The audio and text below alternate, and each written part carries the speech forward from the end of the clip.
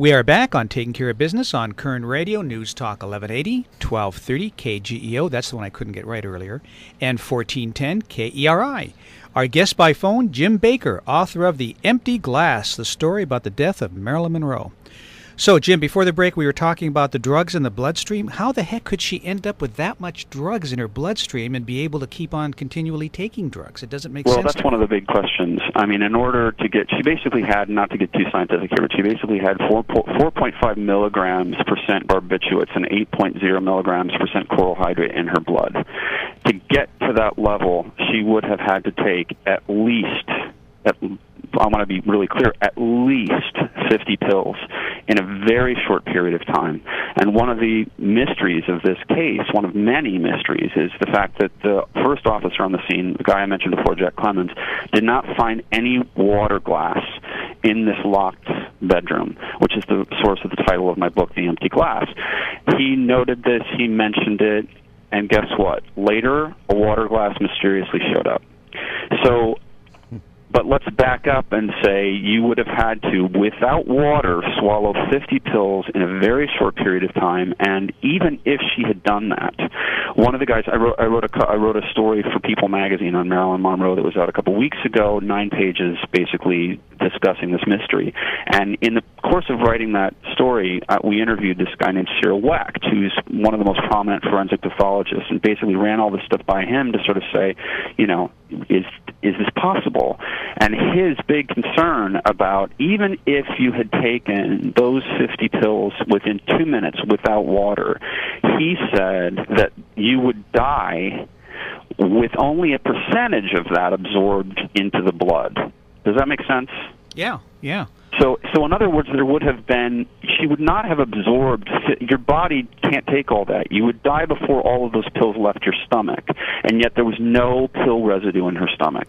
Well, wouldn't 2 or 3 of those either knock you out or kill you pretty quickly? I mean, well, not 50. 2 or 3, but yeah, you know, a percentage of those 50 could very likely kill you, particularly if you had been taking those pills regularly on a daily basis, which she had been. What was the specific pill? Well, there were 2. She was taking Nembutols, which were also known as yellow jackets because they were very bright yellow, and she was also taking chloral hydrates, which, you know, we call, that's kind of what a Mickey Finn is. It's a knockout drop. The question about the Nembutols, also known as yellow jackets, is they were so brightly colored that was also a concern insofar as there was no yellow color in her stomach or what's called the duodenum. And they would have stained that, but there was nothing there. So the drugs were gone, there was no water glass, right, and there was nothing in her stomach. Right. So what did they determine death to be caused by? Probable suicide. Based on what? That's a good question. Oh. I thought nobody knows the answer to that. So, well, yeah, that's right. It did come down as a suicide initially. But now, all of a sudden, you know, here it is 50 years later, you've got a lot of these people that were involved in the scene that have come back and are saying, you know, like Noguchi was questioning his... He was the Koerner at the time, wasn't he? Wasn't he a young Koerner? Well, no, he was a junior Koerner, which is another mystery. Why would a junior Koerner have been asked to do the autopsy on the death of the most, the autopsy on the most famous woman in the world? Right. Well, you know, he ended up being the head coroner for Los Angeles County, but I've heard him over the years kind of question what happened. He has questioned what happened. He doesn't give interviews. We could not. He hung up on us when we were trying to get in touch with him with people. He's pretty much shut off now. But yes, he has. Particularly, he mentioned the bruise on her left hip, thinking that could very likely have been a sign of violence. No. Huh. So, yeah, because now something else he said about. I'm trying to remember now. I was actually trying to look it up last night and I couldn't find it, but. I remember him saying something about not only the pills, but there was something else that he questioned other than the bruise at the time? Well, I mean, here's another really, really major problem with this case is that he requested tissue or toxicological analyses on a number of organs in Marilyn Monroe's body. So you take a tissue sample from those organs and you send those samples to the toxicology lab. He only got a few of the results on those. He only got a few results from the tissue samples back. And when he asked the chief toxicologist, Ralph Abernathy, why didn't you give me what I requested, the toxicologist said, well, it was obviously a suicide. Well, guess what? It wasn't obviously anything. When you request those analyses, what you're doing is trying to find out how the drugs got into the system. If all of those analyses had actually come back, it would have been definitive. You could very definitively have said they came in through her stomach, they came in through an injection, but those things were never returned, and he never knew why. And when he pushed them about it, the tissue samples somehow disappeared. Amazing. Our guest by phone, Jim Baker, is the author of The Empty Glass, the story about the death of Marilyn Monroe. So, Jim, do you think if we'd had DNA back at that time that they would have had a different conclusion to this death?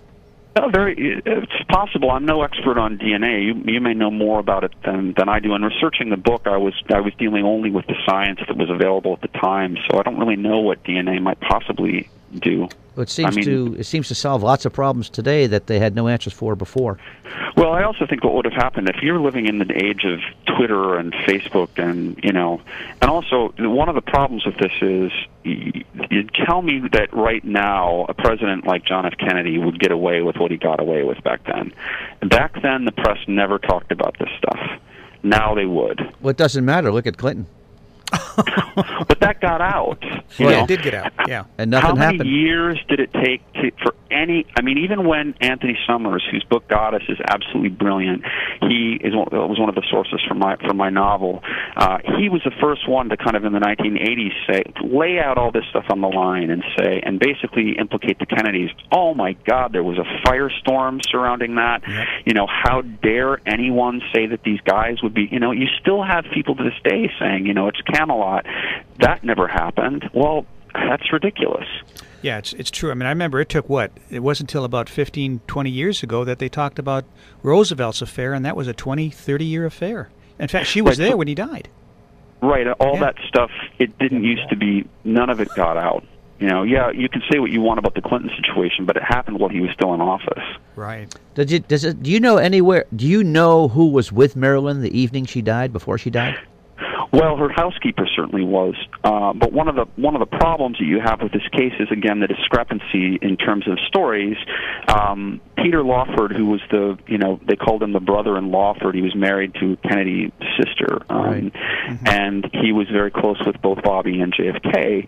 He claimed that he called Marilyn at 7:30 p.m. and she was distraught and drunk and drugged up. But Joe DiMaggio, the baseball player, obviously, his son Joe DiMaggio Jr. said he called Marilyn at almost the exact same time, and she sounded perfectly normal. So, like a setup, you're thinking? A lot of people were lying, and even the housekeeper who lied for most of her life when during a BBC interview that Anthony Summers, the author of Goddess I mentioned, during this BBC interview, he asked her about this again, and she said, why at my age am I still covering up this thing? Exactly. Ooh, good point. Now you mentioned. And then sorry to interrupt, but she went on to then say that Bobby was there that day, Bobby Kennedy. Yeah, I'd read that Bobby Kennedy was there earlier in the evening. Yeah. Exactly. I was surprised, and after reading a little bit about her, how depressing her life was for being such a successful person. Oh, very depressing. Yeah, and I think she was depressed constantly. Yeah. Yeah, and I also think you can argue that she was mentally ill. I mean, her mother was a paranoid schizophrenic. Her maternal grandmother was, I think, killed herself. Step parents. She was a sex maniac. Well, nothing wrong with that. This is a Christian station. I have to be careful. Now, there are a bunch of phone records that are missing as well, too, from that evening. Yeah, absolutely. You're absolutely correct. They just disappeared. And in the case of a suicide, that's unthinkable because the police would want to know, who was she talking to? Later, some of them surfaced, and it turned out that, guess what? She was calling the Justice Department. Oh, she was calling the Justice Department? Yep. Oh, happens to be the home of Robert Kennedy. Exactly. That sure adds a little bit to the story, doesn't it? Yeah. So something that's kind of puzzled me, because if you're looking at, and I hate to use the word conspiracy, but basically that's what it is, you're looking at a lot of people or a lot of organizations that had to be involved in it, because you're looking at, not only the Justice Department, but you're looking at possibly, one or two government organizations in Los Angeles, the police department or whoever, because you're looking at something where, to sanitize phone records, to have a lot of this information missing, it takes more than one organization to do this. So, oh, absolutely. Yeah. So do you think there is possibly a grand conspiracy here that is just slowly but surely coming out? Okay. And absolutely, there was was it murder? It could have been. I don't think you can definitively say that. But was there a cover-up / conspiracy? I just think anybody who says that was not the case has no idea what they're talking about. Power and money corrupts people. Yep. Yeah, and again, in this day and age, it's one of those things that you couldn't get away with. But in 1962, we're looking at a totally different world. There's a lot you could get away with politically. Absolutely. That after Watergate, you couldn't get away with. So, Marty, what's the book? What's the book? The book is The Empty Glass: The Story About the Death of Marilyn Monroe. And where can people get the book, Jim? Well, they can get it anywhere. You can get it on Kindle. You can get it on Amazon. You can get it at Barnes & Noble. It's all over the place. And what's your website again? It is, thank you for asking, it is emptyglassnovel.com. And it has a lot of stuff on it that reflects, there's a lot of information on it that reflects what we've been discussing. It's interesting, Jim, that website alone is really, I could do an interview just by looking at that website. You've got a lot of questions on there, and there's here it is 50 years later, we're still talking about this, and I think it's one of those shows that people are really, really involved and interested in because of who Marilyn Monroe was and what she represented. Yeah, well, first, thank you for saying that about the website. I'm pretty proud of it, and yes, I completely agree with you. Yep. Jim, again, thank you for coming on the show, and we'd love to have you back some other time, and we'll be back in a moment on Taking Care of Business on Koerner Radio, News Talk 1180.